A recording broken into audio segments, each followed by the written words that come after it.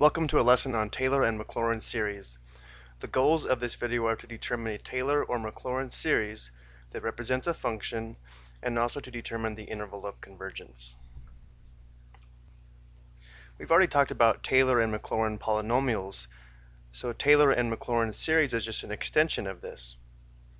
The Taylor series is a representation of a function as an infinite series calculated by the values of its derivatives at a single point. If f of x is continuously differentiable at x equals c, then the function is equal to the Taylor series defined as the sum from n equals 0 to infinity of the nth derivative of the function evaluated at c divided by n factorial times the quantity x minus c raised to the nth, where the Taylor series will be centered at c. A couple things to mention here. When n is equal to 0, we'd have the zero derivative of the function, which is actually just the original function evaluated at c, as we see here, and 0 factorial equals 1, and x minus c to the 0 power is also equal to 1, so the first term will just be f of c. Then when n is equal to 1, we'll have the first derivative evaluated at c, divided by 1 factorial, which is 1, and then we have x minus c to the first. And then the pattern continues from there. Now, if the series is centered at 0, this series is called the Maclaurin series. So it's the same formula as the Taylor series, except now c is equal to 0. So we'll always have the nth derivative evaluated at 0, and instead of having x minus c to the nth power, we'll just have x. Let's go ahead and take a look at a couple of examples. Here we want to determine the Maclaurin series for f of x equals sine x. So again, here's the formula. What we're going to have to do is start with the original function and then find the first 4 or 5 derivatives of this function, evaluate the derivatives at x equals 0 since it's a Maclaurin series, and then see if we can write a formula for the pattern we see as we find more and more terms. So f of x equals sine x, so the first derivative will equal cosine x, second derivative will equal negative sine x, the third derivative would be negative cosine x. The fourth derivative would be positive sine x. And let's find one more. The fifth derivative would be equal to cosine x. Now we'll go back and evaluate all of these at x equals 0. So f of 0 would be sine 0, which is 0. F prime of 0 would be equal to cosine 0, or 1. F double prime of 0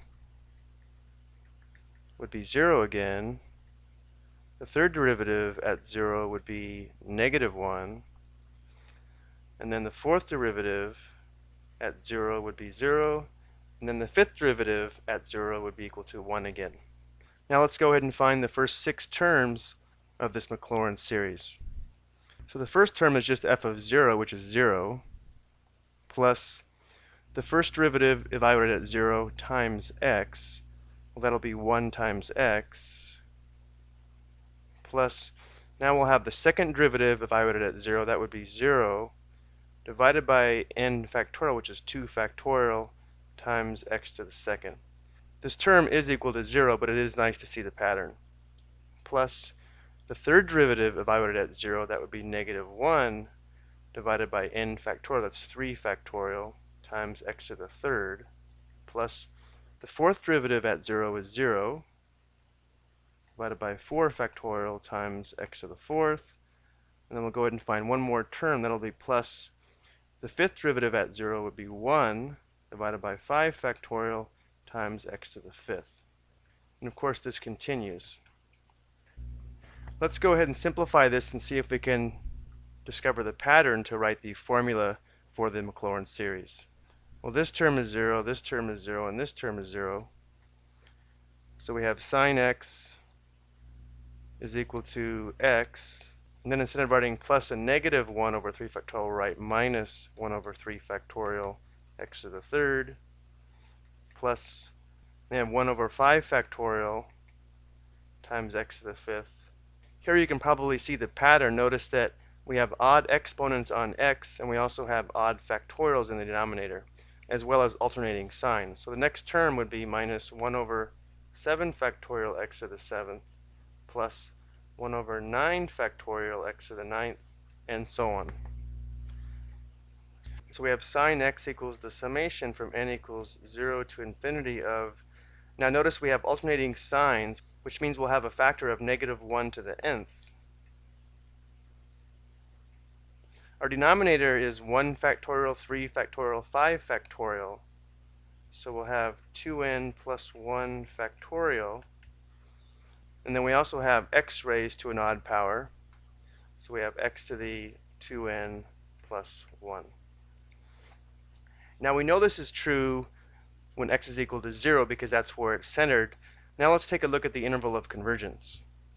Because of the factorials and the exponentials, we'll go ahead and apply the ratio test. So we'll take the limit as n approaches infinity of a sub n plus 1. So we'll replace n with n plus 1. So we'll have x to the power of 2 times n plus 1 all over 2 times n plus 1 factorial. Instead of dividing by a sub n, we're going to multiply by the reciprocal of a sub n. So we'll have 2n plus 1 factorial all over x to the 2n plus 1. Let's go and take a look at this exponent here. We'd have 2n plus 2 plus 1. So this exponent is really 2n plus 3. And this is also 2n plus 3 factorial. Now let's take a look at the factors of x. This has 2n plus 1 factors of x, and this has 2n plus 3 factors of x. There are 2 more factors of x in the numerator. And then 2n plus 3 factorial would be 2n plus 3 times 2n plus 2 times 2n plus 1 factorial. So we'll have a 2n plus 3 and a 2n plus 2 in the denominator. Now as n approaches infinity, the denominator increases without bound, so this tells us this limit will always equal 0 for any value of x. Therefore, the interval of convergence will be from negative infinity to positive infinity. Now let's go ahead and take a look at this Maclaurin series graphically. Here we have the graph of f of x equals cosine x in blue, and then in red we're going to start adding terms to the Maclaurin series. And since the interval of convergence is from negative infinity to positive infinity, as we increase the number of terms, we're going to see the red function match perfectly with the blue function. This is a nice way to show that the interval of convergence looks like it will be from negative infinity to positive infinity. Let's go and take a look at another example. Here we want to determine the Taylor series for f of x equals e to the x, but now it's going to be centered at x equals negative 1. So this tells us that c will equal negative 1, therefore we'll have a binomial factor of x plus 1. Another nice thing about f of x equals e to the x, all of the derivatives of the function are also equal to e to the x. So with this information, we can go ahead and start finding the first 5 or 6 terms of the Taylor series, and then hopefully discover the pattern to write the formula for the infinite series. So we're going to have e to the x is going to equal the function value when x is equal to negative 1, that's going to be e to the negative 1, plus the first derivative evaluated at negative 1 times x plus 1.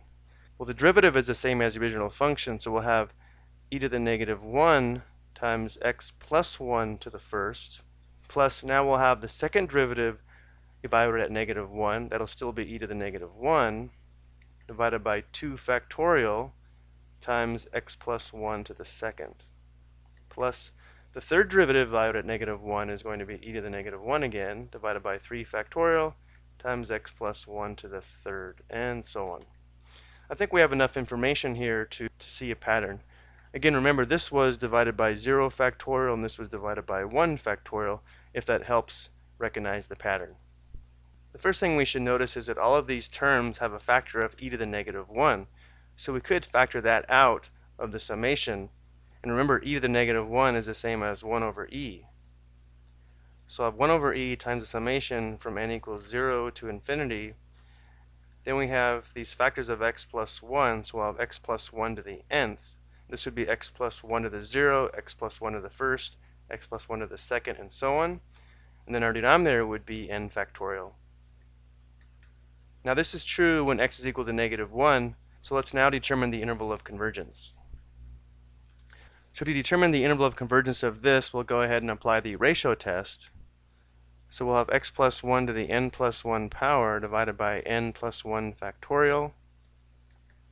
And then instead of dividing by a sub n, we'll multiply by the reciprocal again, so we'll have n factorial over x plus 1 to the nth. And this simplifies a little bit easier than the last example. Notice we have one more factor of x plus 1 in the numerator.